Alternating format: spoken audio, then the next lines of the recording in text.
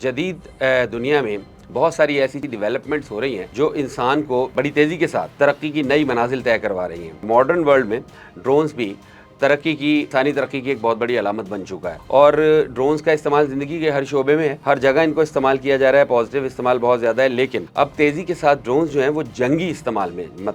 ان کا جنگی استعمال بڑھتا جا رہا ہے۔ پوری دنیا اس پہ بہت زیادہ کام کر رہی ہے، اور ابھی حال ہی میں UK میں ہونے والی ایک ایگزیبیشن تھی، اس میں دنیا کے مختلف ممالک نے اپنے ڈرونز پیش کیے جو مختلف کام کر سکتے تھے، مختلف نوع تھے۔ مثال کے طور پہ اس میں ایک ڈرون الیکٹرانک وارفیئر سسٹمز کے حوالے سے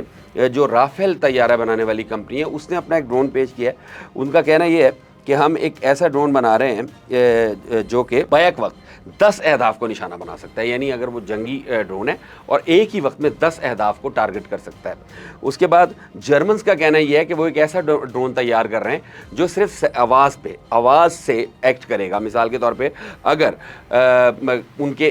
کسی دوران جنگ اگر کسی علاقے میں کوئی طیارہ موو کرتا ہے اور ہائپر سونک ہے یا سپر سونک ہے، آواز کی رفتار سے بھی تیز چلنے والا ہے، لیکن اس کی تھوڑی بہت آواز تو ہے، اس کو ڈیٹیکٹ کر کے وہ ڈرون جو ہے وہ اس کے اوپر حملہ کر سکتا ہے۔ اور اس کے ساتھ ساتھ جرمنز کا کہنا یہ ہے کہ ان کے ڈرونز کے اوپر نیوکلیئر ویپن بھی لگایا جا سکتا ہے۔ اچھا، اس کے ساتھ ہی چائنیز کا بھی کہنا یہ ہے کہ وہ ڈرونز ٹیکنالوجی پہ بہت تیزی کے ساتھ کام کر رہے ہیں، اور وہ بھی ایسے ڈرونز بنا رہے ہیں جو جنگ کے دوران دشمن کے طیاروں کو تباہ کر سکتے ہیں۔ اس کے علاوہ جو ایک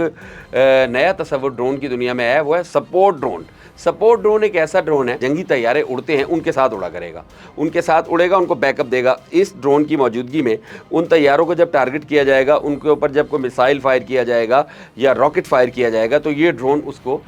جو ہے روکے گا، اس کو اس طیارے کو ہٹ نہیں ہونے دے گا۔ اسی سپورٹ ڈرون کا اگلا فیز یہ ہے جو 2028 تک مکمل ہونے کا امکان ہے، وہ یہ کہ ایک وقت آئے گا کہ یہ ڈرون جو ہے اس طیارے کے ساتھ اڑے گا اور اس طیارے کو پائلٹ کی ضرورت نہیں ہوگی، یعنی اسے پائلٹ فری کر دیا جائے گا۔ جیٹ ایئر کرافٹ کو، وار ایئر کرافٹ کو جو ہے پائلٹ فری کر دیا جائے گا۔ اچھا، جنوبی کوریا نے اسکواڈ ڈرون بنانے کا آئیڈیا پیش کیا ہے، اور اس ایگزیبیشن میں انہوں نے وہ اس کو نمائش بھی کی ہے، اس کو دکھایا بھی ہے، اس کا ڈیمو بھی ہے۔ اور اس کا کہنا یہ ہے کہ ہمارے جو اسکواڈ ڈرونز ہیں وہ جنگی یا کمرشل پلینز جو ہیں ان کے ساتھ فلائی کیا کریں گے۔ اب اس میں مسئلہ یہ ہے، جہاز کی، وہ چاہے کمرشل جہاز ہو اور بالخصوص جو جنگی طیارے ہیں، ان کی رفتار بہت زیادہ تیز ہوتی ہے۔ نارملی جو ڈرونز ہمارے یہاں آپریٹ کر رہے ہیں اس وقت دنیا میں، ان کا سب سے بڑا مسئلہ ہے کہ ان کی رفتار اتنی زیادہ نہیں ہوتی۔ ڈرون ٹیکنالوجی اگر اسی سپیڈ سے ترقی کرتی رہی تو ایک وقت ایسا بھی آ سکتا ہے کہ جو جیٹ ایئر کرافٹس ہیں یہ بھی ڈرون سے ریپلیس ہو سکتے ہیں، یہ بھی ممکن ہے۔ ماہرین کا کہنا یہ ہے، جنگی ماہرین کا، کہ طیارے ہی اس انداز میں بنانے شروع کر دیے جائیں گے، جنگی طیارے جو سیمی ڈرونز ہی ہوا کریں گے، یعنی ڈرون شیپ جو وار ایئر کرافٹس ہیں وہ بنائے جائیں گے۔ اچھا، اس میں اگر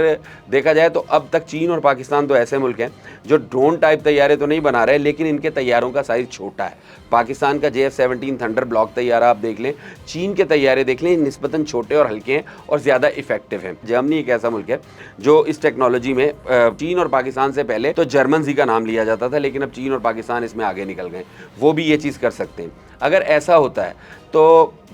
یہ دنیا جنگ کے میدان میں تو بہت زیادہ ترقی کر جائے گی، لیکن اس سے انسانیت کا کتنا فائدہ ہوگا، یہ اس بات پر ایک سوالیہ نشان ہے۔ اگر انسان اس کے مقابلے میں انہی ڈرونز کو فلاحی مقاصد کے لیے اور اپنی بہتری کے لیے استعمال کریں، ان سے وہ کام لیے جائیں جس انسان گرو کر سکتے ہیں، پھل پھول سکتے ہیں بہتر انداز میں، تو وہ شاید زیادہ بہتر ہو۔ لیکن اس وقت یہ ایک جو ہے بھیڑ چال ہے، اور اس بھیڑ چال میں ڈرونز کا استعمال جو ہے وہ سول سائٹ سے بڑھ کے ملٹری سائٹ پر زیادہ ہوتا نظر آ رہا ہے۔